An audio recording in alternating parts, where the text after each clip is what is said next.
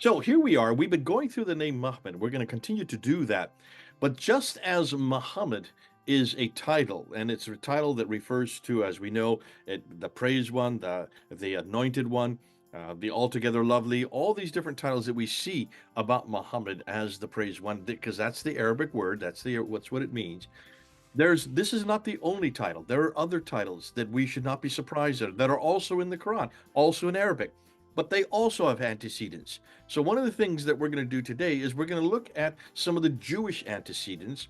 And Mel has brought this over. He's been working on this with AJ Dios to show you that Muhammad is not the only title that we would be surprised by, and it also not only has Christian antecedents, it also has Jewish antecedents, as we're going to find out, specifically referring to different certain people. But it also there will be other titles that we're going to do in future episodes. But go ahead, Mel, help us with this. This is something we should not be surprised about. And you're gonna look at one word, one name called Salman al Farsi. Where does and who is this Salman al Farsi? We know about him. He's there. He's referred to. But is he an Arab Muslim, or is he actually a Jewish exilarch? And what does this word exilarch mean? And what are we talking about? Over to you. Yeah, so the Jewish Exilarch is literally the main leader of the Jews worldwide at that time, among the diaspora and at home. But obviously, an Exilarch can't do everything. He needs other leaders in the local areas to run things.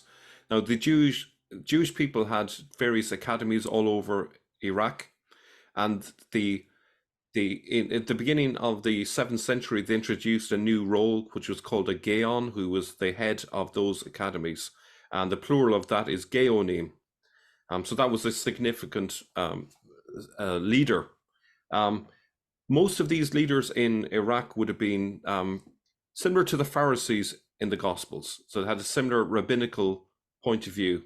They believed in studying the Torah, but they believed in the oral traditions. So that was the Gaonim. And there were also judges as well that literally had court cases to do with religious and civil matters as well. And as we'll see later, they had another name, which was Dean or Jen. So they were another significant group. So those three had a lot of the power in Iraq. And obviously, they as we'll see later, they show up in the Quran, but the meaning has been lost. The significance of those names isn't clear to the majority of people who read the Quran. So this is going to be a real eye-opener going forward. Okay, so I'm going to be looking at Jewish links to the Quran. Was Salman al Farsi a Jewish exilarch?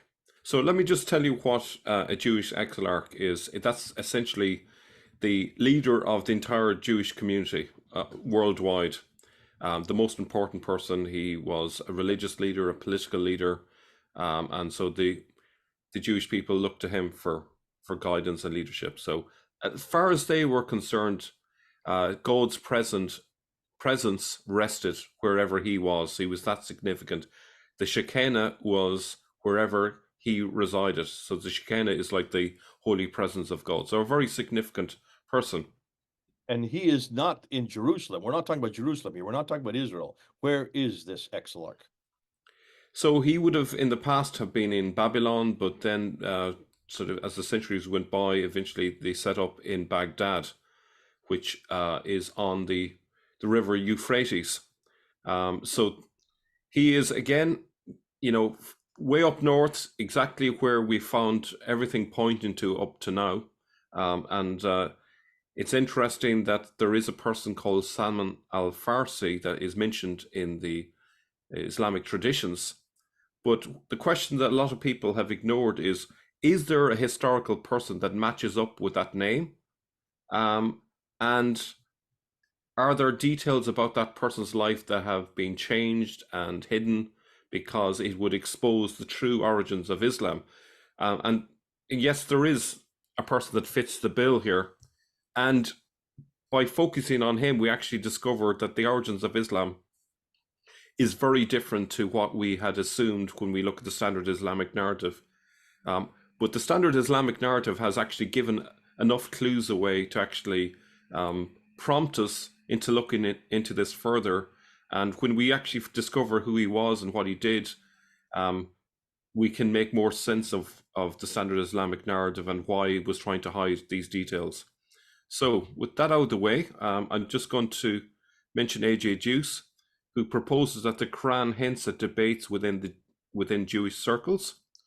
Judaism was a good deal more splintered and diverse in the 7th century, and the Quran expresses opinions from within these circles. So essentially, unlike the standard Islamic narrative, what A.J. Juice and others are saying is the Quran isn't like a revelation from Allah to a man in Mecca, but it's more an expression of grumblings within a community that is not happy with what's going on in their contemporary times. So it's a very different take on the Quran. So our job is to unravel the historical origins of Islam from that of the traditions. So is Salman al Farsi based on a significant Jewish historical figure? So first of all, let's start with what Islamic tradition says of him. And I've taken this from Islam Online, which probably gives us a fair summary. Okay, notice that he's referred to as the seeker of truth. It says, as a scholar, Salman was noted for his vast knowledge and wisdom. Ali said of him that he was like Luqman the wise, and Kab al-Akbar said, Salman is stuffed with knowledge and wisdom like an ocean that does not dry up. Salman had a knowledge of both the Christian scriptures and the Quran, in addition to his earlier knowledge of the Zoroastrian religion. Salman, in fact, translated parts of the Quran into Persian during the lifetime of the Prophet. He was thus the first person to translate the Quran into a foreign language. Now, at that time, people weren't generally very literate. You know, the majority of the population were illiterate typically. But to have someone that had this level of knowledge is quite unusual. And so when we look at the historical figure, we discovered that this historical figure fits the bill in terms of having this level of knowledge. I'll just go back to you, Jay, in case you want to comment there. Yeah, I want to ask a very salient question. Are you telling me that we can find a Persian, a Farsi Quran in the 7th century during the Prophet's life? Because that would be the earliest Quran in existence. We can't even find an Arabic Quran from the 7th century. Are you saying that there is a Persian Quran that predates the Arabic Quran? No, not at all. This is the Islamic traditions angle on this. At least this is what they claim. I'm not vouching for that part of it. Okay, well, The, stop and think what this means. So not only are the Islamic traditions saying that there were 5 copies of the Quran under the time of Uthman, they're also saying that there's a Farsi Quran that is in existence, coexisting with the Arabic Quran of Uthman. So they now have to come up with that Quran as well. We're not just going to absolutely. for the 5 Arabic Qurans. I'd like to know where this Farsi Quran is from Al Farsi. Absolutely.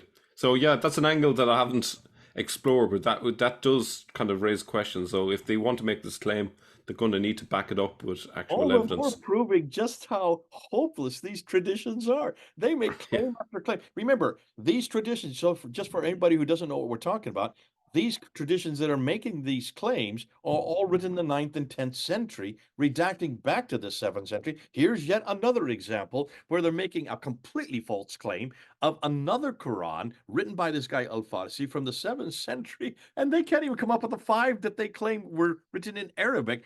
I'd love to see them come up with this one, but proving all the more just how fallacious the Islamic traditions are. yeah. I suppose the thing about it is sometimes there's a nub of truth, a core of truth with these traditions, but then there's lie after lie and fabrication that completely distorts it so that it's unrecognizable from the original. And I think that's what's going on. And the more they try and patch up the lie, the worse it gets. You know, Yep. it's Yep. we've all experienced someone who's trying to get themselves out of trouble by lying and lying and lying, and it just gets worse and worse. So, with that, I'm going to look at this word Pharisees, which seems like a bit of a diversion. Okay, it seems unconnected, but let's explore this word because it's key to understanding Salman al Farsi. So, when did the Pharisees begin and end as a group? So, you'll find this online. They were founded in 167 BC, dissolved in 73 AD, and to look at that, you would think, well, There's no longer anything like Pharisees, but that isn't the way things work. Are the beginning and end dates entirely true? It seems too neat that it just would begin and end just like that. Was there nothing before 167 BC? Such systems take centuries to develop. It's hard to believe that the roots of this didn't originate during the Babylonian exile. And certainly the work on the Talmud, both the Jerusalem and later the Babylonian Talmud, would suggest that this group didn't disband but carried on with some changes.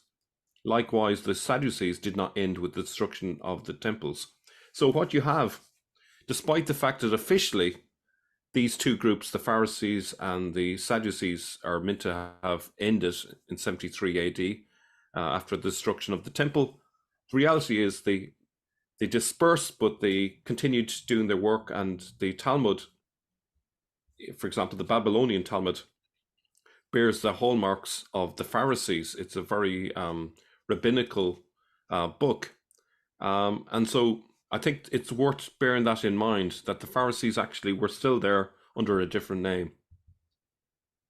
So a slight reformulation of a group doesn't necessarily mean an entirely new group. So again, I'm saying something about Pharisees, but what's this got to do with Salman al Farsi? So we need to explore this word Pharisee, okay? So we see there that in Old English you have Pharisios, Old French is Pharisee, and late Latin Phariseos, and Greek Phariseos, and so forth.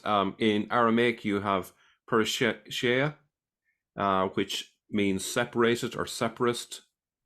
And Hebrew, you have Parush and Parash, which is he separated. Now, this is totally consistent what we've been told in terms of the meaning of Pharisee. It means simply the separated one. Do you want to come in on any of this, Jay? No, this is exciting. This is good because I can see now where you're going with this. Okay, so if we look at this example here, you can see the origin going through Chrysaea, separated ones, okay? Sometimes you have it with P, sometimes with PH, okay? Now, if we go to here, what we discover is that the consensus on the etymology isn't unanimous. They're not 100% sure about the exact origin of it. Now, if we look towards the bottom half of this and look where number 17 is, we find this interesting detail. Scholar Thomas Walter Manson and Talmud expert Louis Finkelstein suggest that Pharisee derives from the Aramaic words parsa or parsa, meaning Persian or Persianizer, based on the demonym Parsi, meaning Persian in the Persian language, and further akin to Parsa and Fars, which is Iran. So in other words, Pharisee is connected to the idea of being a Persian. Okay, so you could have a Jewish person referred to as a Persian. Why would you refer to them as a Persian? Because at one time they were in exile and they formulated their doctrines in the land of Persia, essentially, and hence being referred to as Pharisees, which is only slightly different from Pharisees, made perfect sense. It was kind of like a play on the word, and yet, even though it's really obvious when you look at it now, no one spotted this similarity. Do you want to come in on that, Jay? No, there is. I mean, when you even look at the separated one, if these are the separated ones, then of course Persian would make sense. Not only where they are locally, geographically, but also that they would be separated from the where they came from the original part of their geographical existence onto part of that. It also fits perfectly with Parisa from the Aramaic, so I can see how all this fits together. Yeah. They would have tried to separate themselves from the Zoroastrian community that surrounded them when they were living there as well. So they were outsiders living in Persia at one time. So it made sense for them to see themselves as separated ones. But I just come back on that quickly. Yeah. Because today, the Zoroastrians today are the Parsis. You're aware of that. The current reference for Zoroastrians, which are not Jews, they are the original Persians. their reference and their religion is called Parsi, which is again from the same root. Yeah. So if we see it here, we can see Farsi and we can see Pharisee. Now, if you look very closely, all there is basically the I sound that separates them. So it's very close. And I think it's too close to be accidental or coincidental. I think that it came from the fact that they lived in that area and they took on that name. And we can imagine that the Jews that moved back to Israel would have been referred to as the Persians. It makes a lot of sense. Okay. Or the separated ones, yeah. Yeah. So perhaps Jewish leaders led the Arab rebellion. My solution is that the Jewish leaders cleverly coined this word for themselves as an ingenious pun on the people among whom they lived, the Farsis. That's one possibility of how um, this name got attached to them. They would be separate from the Farsis, hence be the Pharisees amongst the Farsis. Perhaps in Jewish writings, those labeled Persian may not be, in fact, Persian, but Pharisee. We must be on guard then when we hear that Persians founded the Arab rebellion. It may be the Jewish leaders associated with the Babylonian academies who had a lot of influence among the Persians. So that's the suggestion. So if this coining is correct, then the words Persian and Farsi can be used as potential code words for Babylonian Jews, example, the Exilarch, or another group, which we haven't mentioned before, the Geonim, and they are the local leaders of the academies which were spread all over what would be called Iraq today. So you have the Exilarch, who's the main leader, and then you have the academy leaders who are the Geonim. Okay. So we can now test this hypothesis with an example. What of Salman al Farsi, Muhammad's right-hand man? Is there anyone in the historical record that could provide a match for him? We need someone of significance between 610 and 632 according to the SIN's timeline. This timeline admittedly may be off to misdirect us, but it gives us a ballpark around which to work. Now, if you look at this chart, it's quite amazing. We see that the 37th Exilarch is called Shalom, precisely in the period 614 to 640 AD. I've taken this from a paper written by two Jewish men, Ben Abramson and Joseph Katz, and they actually proposed that Salman Farsi is one and the same person as Hanamel or Shalom, who is the 37th Exilarch who reigned from 614 to 640. His brother Nehemiah II was the 36th Exilarch, and he was the one that actually conquered Jerusalem in 614 AD, so a very significant person. From the Jewish point of view, he would have been viewed as a Messiah figure, simply because he had won back Jerusalem for the Jews.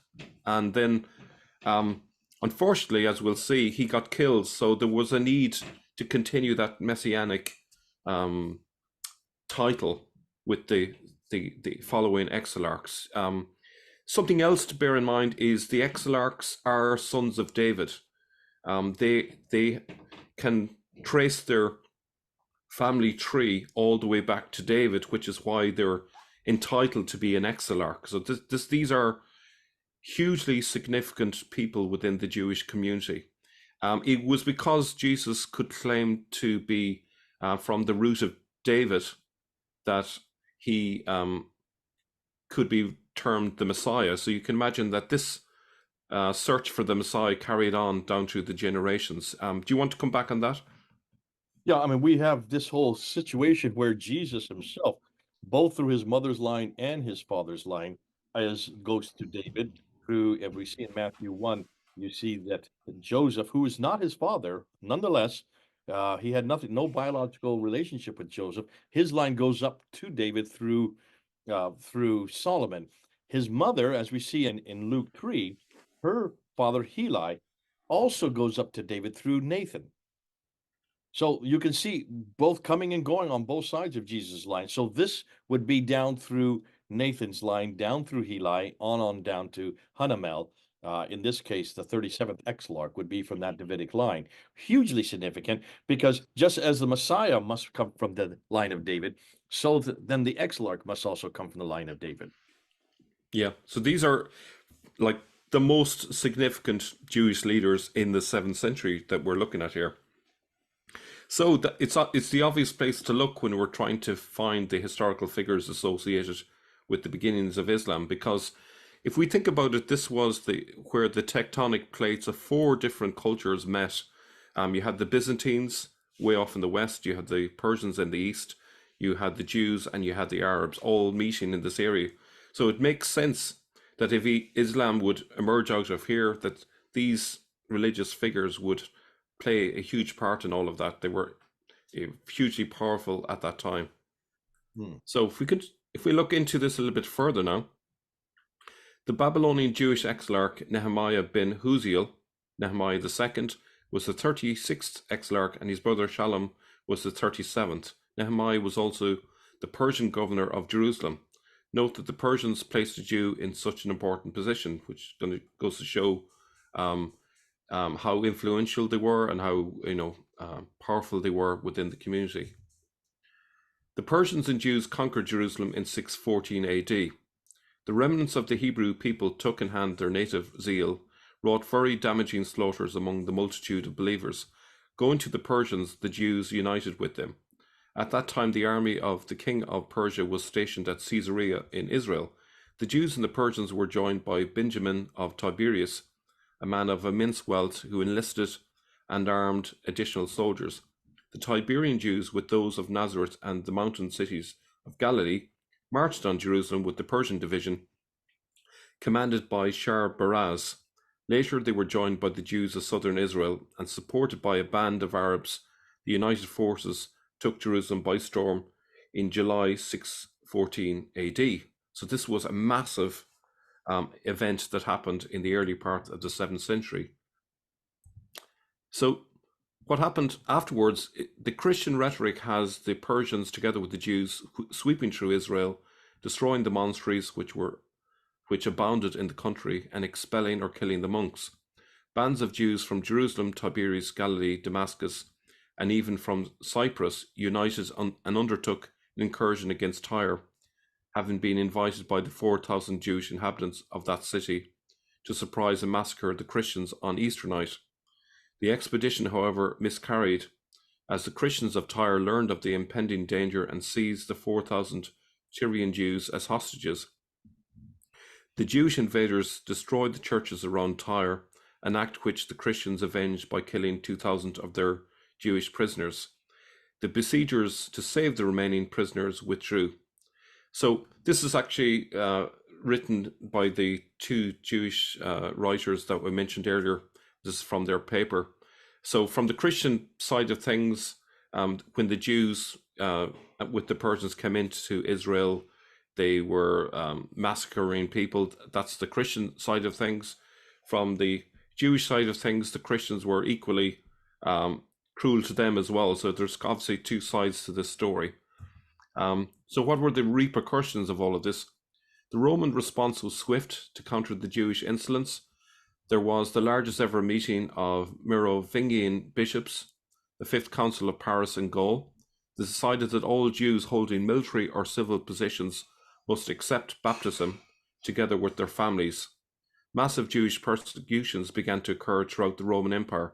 Now you can imagine thousands of Jews were being forced to be baptized. This would have created a sense of the apocalypse. And so you can imagine that lots of Jews were writing and discussing what all this meant. The Doctrina Jacobi is actually a document that is written at this time, and it refers to a Jewish person who was baptized, became a Christian, and talking about the events of that time. Now, the distrust between the Jews and Khosrow reached its lowest point as the Jews said that Khosrow had acted treacherously and plotted the assassination of Nehemiah, which happened in 614. There arose great discord between the allies, which ended in the deportation of many Jews to Persia. Shalom, Nehemiah's brother, was sold into slavery until his redemption 10 years later. So this, I would suggest, is very reminiscent of Muhammad's hijrah, And maybe this is just a coincidence, but there seems to be like a parallel there. Um, um, but there is a kind of proviso here. We need to be on guard whether Shalom really was made a slave. It seems like a classic motif, similar to Joseph being sold into slavery. It seems a bit too neat. But if this is true, it might explain that Muhammad went on a hijrah and was away for 10 years. Right, so let's look at the name Shalom and what it means, and let's see how it connects with Salman al Farsi. Okay, so Shalom means recompense. It's related to Shalom, peace, as we can see there. The name Shalom is spelled and pronounced the same as the noun Shalom, meaning recompense. It's spelled the same as, but pronounced slightly different from the familiar word Shalom, meaning peace. Of course, Islam is said to mean peace as well, as we know. If we go down further there, we can see that there's another version, which is Shalman. Okay.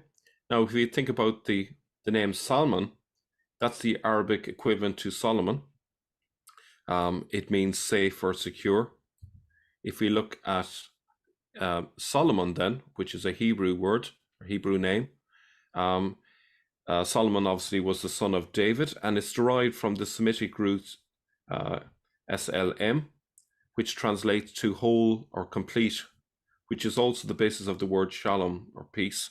So we see there that there is a link between Shalom and Salman. There's kind of like a way of Arabizing the original person Shalom to Salman. So a tentative conclusion is that Shalom's position as Exilarch from 614 until 640 does appear to be the origin of Salman al Farsi, the character that that is mentioned in the Islamic traditions. Particularly as an Exilarch, he would be a rabbinical Jew, i.e. a Pharisee, which makes now sense of his name al Farsi. Hence, we could say that Salman al Farsi is Shalom the Pharisee. For good measure, as he was located in the Persian Empire, he's simultaneously al Farsi, the Persian. Now, in addition to all of this, we have some confirmation of this in a Chinese source. This is gathered from a 651 AD envoy report, which was compiled in a Chinese document called Zhu Tang Shu in 945 AD, but it's based on written sources from 651. And there's where you can find it. And it says the following: Dashi situates in the west of Persia. Now, Dashi would be the equivalent of the Tayyaye, which is the tribe in Iraq that we've mentioned in earlier videos. During the year of Daye, 605 to 618 AD, of the Sui dynasty, there was a Persian man herding camels in the mountain of Jufen Modina. Okay, so what I'm going to suggest here is that a potential meaning of this Chinese source is there was a Pharisee leading Arabs, so the Arabs are being coded as camels, in the Kufa academy. So the Jufen refers to Kufa, and the Modina is the it's like the city. It's referring to the Kufa academy. So the idea is that he was a leader, leading not just the Jews but the Arabs as well. And so that's it. That's my take on it. This is also AJ Juice's take on Salman al Farsi. So I'll come back to you. So just as kind of to bring it all together, okay.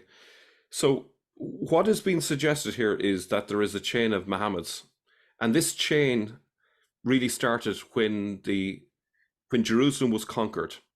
And Nehemiah II was the hoped for Messiah that the Jews were waiting for. He was going to free the Jews, allow them to return to Israel, and the age of the apocalypse was now there. And unfortunately, he got killed. And this Salman al Farsi, who was his brother, took over, and he kept that hope alive, and they gradually built their power. Now, you might say, okay, I'm not seeing the connection. What evidence is there in the Quran, for example, for this supposition.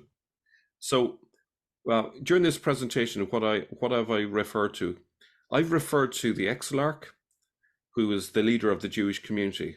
I'm going to point out in the next episode that actually the Exilarch is referred to by his actual title in the Quran. So what I'm going to show in the next episode is that the Exilarch himself is referred to by the title of Exilarch in the Quran. What I'm going to also show to you is that the Jewish judges are also referred to by their title in the Quran, and also the heads of the academies are also referred to, and the Pharisees in general are also in a coded way referred to in the Quran. So the significance then of Salman al Farsi becomes clear, that he was part of a messianic movement in that early part of the 7th century, and the people who are writing the Quran are actually referring to these leaders very clearly, and we're going to see that in the next episode. So that's how it fits in with Muhammad, because Muhammad is a messianic figure, and what we're seeing from 614 onwards was a messianic movement with a chain of different Mahmeds all the way along. And that's the argument. Okay, so basically what we're doing in this episode, we're not just looking for the word Muhammad, we're also looking for other coded words, other coded references that are actually quite strongly Jewish coded words and Jewish references. But until you understand where they come from, the antecedents, how they've moved, especially since the diaspora was created in the 1st century, where these Jews were thrown into, for those who don't know, the Jews were thrown out of Israel, and they're thrown out to places like way over in the east, places like Iraq and also Syria. They would have then had these different titles, and these different titles are going to start showing up in the Quran. That shouldn't surprise us. As these titles start to show up in the Quran, you're going to show that in future episodes. So the name Muhammad also shows up in the Quran. But again, it has an antecedent, and we need to go back to that antecedent. Great stuff. All right. Now, for those of you, if you have a comeback on it, just write there in the comments, and we'll try to see if we can answer them as best we can. This is our good friend Mel from Ireland and Jay, 3,000 miles apart. Over and out.